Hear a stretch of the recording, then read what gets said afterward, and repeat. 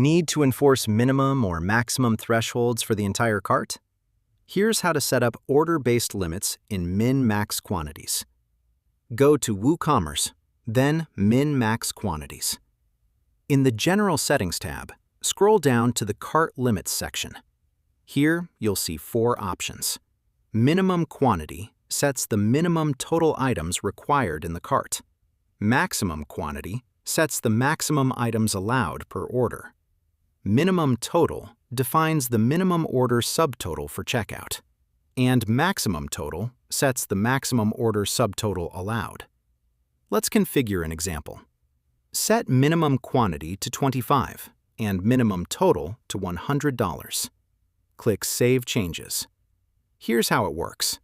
A cart with 30 items but only $80 total? Not allowed. It meets the quantity but not the total. A cart with 20 items at $150? Not allowed. Meets the total but not the quantity.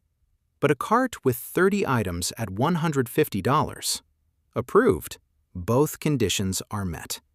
Remember, order-based limits apply independently of other rules. They govern the entire order, so all rule types can work together without conflict. That's it. Your store now enforces cart-wide limits before checkout. Thanks for watching.